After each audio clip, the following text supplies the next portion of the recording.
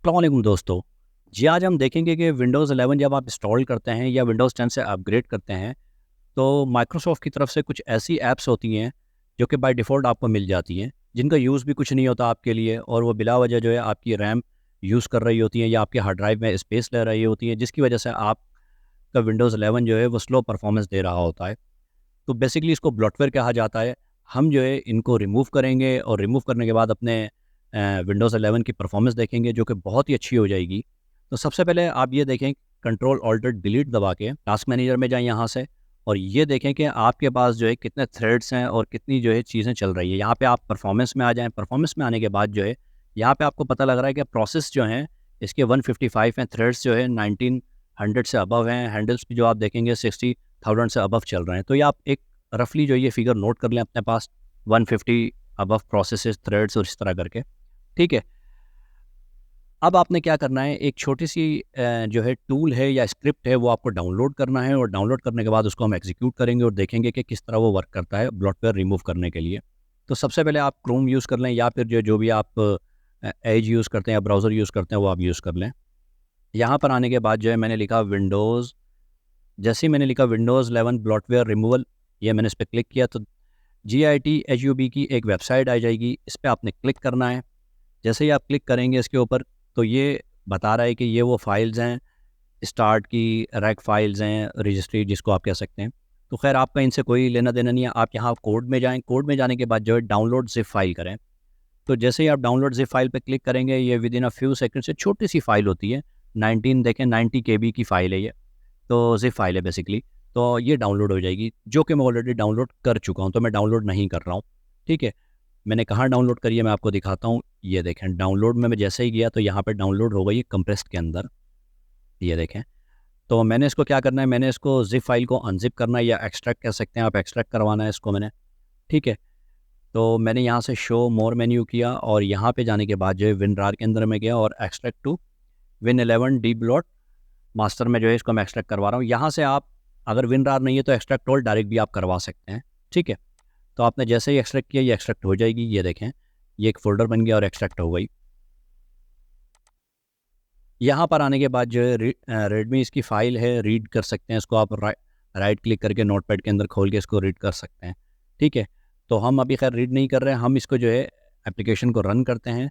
Run आपको कैसे करना है, ये जो run.bat फ़ाइल है, बैच फ़ाइल, इसके ऊपर अपना राइट क्लिक करना है। राइट क्लिक करने के बाद जो है रन एज़ एडमिनिस्ट्रेटर करना है। तो जैसे ही आप रन एज़ एडमिनिस्ट्रेटर करेंगे तो आपके पास जो है एक विंडो खुलेगी, देखें ये पावर शेल की, और एडमिनिस्ट्रेटर राइट के साथ जो है आपको यहाँ पे लॉगिन कर देगी या यूँ कह लें कि आपको यहाँ तक पहुँचा देगी। अब इसमें 3-4 चीज़ें हैं। तो सबसे पहले बोला default mode apply the default setting. अगर आपको कुछ नहीं पता या कुछ भी आप इसमें जो है कन्फ्यूज़ हो रहे हैं तो आप डिफ़ॉल्ट सेटिंग पे भी जा सकते हैं। Custom mode modify the script you need. तो अगर आपको कस्टम उसको मॉडिफाई करना है स्क्रिप्ट को जो कि बना हुआ है तो आप उस पे भी जा सकते हैं। तो हम इस पे नहीं जा रहे, ठीक है। App removal mode, select and remove apps without making other changes. तो हमें सबसे बेहतर 3 लग रहा है, हमने 3 पर क्लिक किया, टाइप किया और एंटर कर दिया। जैसे ही आपने एंटर किया तो ये आपके पास जो है यहाँ पर पूरी लिस्ट ले आया कि क्या-क्या चीज़ें जो हैं आपके पास यहाँ पर हैं, जो ये रिमूव करने की ताकत रखता है। तो आपने सिर्फ़ यहाँ पे क्लिक किया ओनली शो इंस्टॉल्ड ऐप, ये तो वो ऐप है जो कि इसकी लिस्ट में है। तो मगर आप ये कन्फर्म कर रहे हैं इससे मुझे सिर्फ़ वो ऐप इस लिस्ट में दिखाए जो मेरे पीसी में या लैपटॉप में इंस्टॉल्ड हैं। तो आपने जैसे इस पे क्लिक किया तो ये लोडिंग करना इसने शुरू करी और चंद सेकंड में जो है ये आपको तमाम वो ऐप्स जो कि ब्लॉटवेयर कहलाती हैं वो आपके पास लिस्ट की सूरत में आ जाएँगी। ये देखें सारी ऐप्स वो आ चुकी हैं जो कि आपके पास जो है सिस्टम में मौजूद हैं, ठीक है। अब इसमें से आप वन बाय वन करके जो है आप चूज़ कर सकते हैं कि आपको कौन-कौन सी रिमूव करनी है। जैसे मुझे बिंग सर्च नहीं चाहिए, मुझे कोपायलट अगर आप यूज़ करते हैं तो ठीक है, मैं यूज़ नहीं करता हूँ। गेमिंग ऐप्स में कोई यूज़ नहीं करता हूँ, ये बिलावजह जो है रिसोर्सेज़ पी रही हैं, ये भी मैं यूज़ नहीं करता हूँ। माइक्रोसॉफ्ट 3D व्यूअर और ये सब चीज़ें, Microsoft hub, solitaire collection game भी मैं नहीं खेलता हूँ, ठीक है। माइक्रोसॉफ्ट पेंट अगर आपको रखना है तो आप रखें। ऑफिस नोट अगर आप यूज़ करते हैं तो रखें, ठीक है। आउटलुक जो है फॉर विंडोज़ अगर ये आपको रखना है तो रखें। इसी तरह आप जो एप्लीकेशंस ऐसी हैं जो बाय डिफ़ॉल्ट हैं, वो आप नहीं यूज़ करते तो उनको हटा दें, आप अपने पास से सेलेक्ट कर लें यहाँ से। ये देखें मैं सेलेक्ट कर रहा हूँ, विंडोज़ ला रहा हूँ, विंडोज़ फ़ोटोज़ मैंने छोड़ दिया, कैलकुलेटर छोड़ दिया, विंडोज़ कैमरा भी मैंने छोड़ दिया। अब ये एक्सबॉक्स की चीज़ें हैं, मैं गेम खेलता भी नहीं हूँ। अगर आप गेम खेलते हैं तो आप रखें, नहीं खेलते तो आप इन पे क्लिक कर दें चेक बॉक्स पे और ये सारी रिमूव कर दें। इससे आपके पीसी में बहुत बेहतरी आ जाएगी। अगर आप फ़ोन कनेक्ट करते हैं तो उसके लिए भी एक माइक्रोसॉफ्ट की एप्लीकेशन है, वो आप रख सकते हैं, मैं नहीं रखता हूँ। ये भी मैं नहीं रखता हूँ, ठीक है? एमएस टीम का भी मेरा कोई काम नहीं है।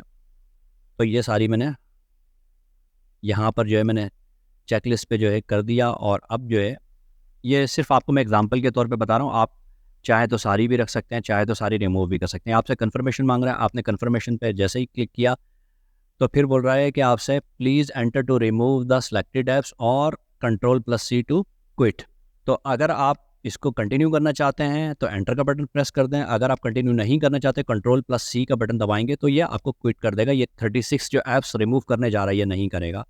तो मैंने जैसे ही एंटर किया, तो अब ये आपको बता रहा है कि मैं अटेम्प्ट कर रहा हूँ और ये स्क्रिप्ट पीछे बैकग्राउंड में रन हो गया है और रन होने के बाद जो है 36 ऐप्स जो है वो आपको एक-एक करके बताएगा भी इधर और रिमूव भी कर रहा होगा। देखें ये एक-एक करके बता रहा है इधर।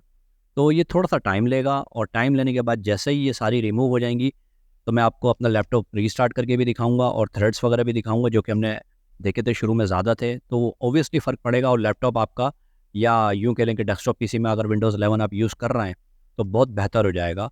तो ये देख लीजिएगा जो भी आपको रिमूव करना है वो आपके काम के नहीं है, तो वो आप ब्लोटवेयर्स रिमूव कर सकते हैं। आपने देखा कि देखें इसने 36 जो हमने एप्लीकेशन दी थी इसको रिमूव करने के लिए ब्लॉटवेयर की, वो इसने रिमूव कर दी हैं और यहाँ पे आपको एक मैसेज दिया है कि restart Windows Explorer process apply to changes this may cause some flickering. ठीक है, script completed successfully please press any key to exit. आपने यहाँ पे क्लिक किया और जैसे ही आपने जो है एक कोई की दबाया तो वो आपकी विंडो बंद हो गई। अब बेहतर ये है कि आप एक दफ़ा सिस्टम को रीस्टार्ट कर लें और जैसे ही रीस्टार्ट करेंगे तो आप देखेंगे कि आपका लैपटॉप या विंडोज़ 11 जो है वो बहुत बेहतर हो चुका होगा।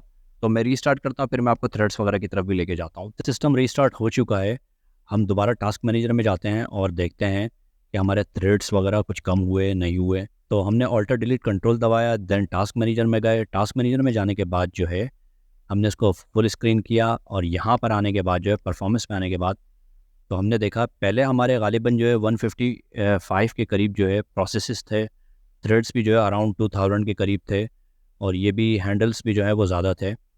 तो अब हम देख रहे हैं कि हमारे प्रोसेसेस भी कम हुए हैं, थ्रेड्स भी कम हुए हैं।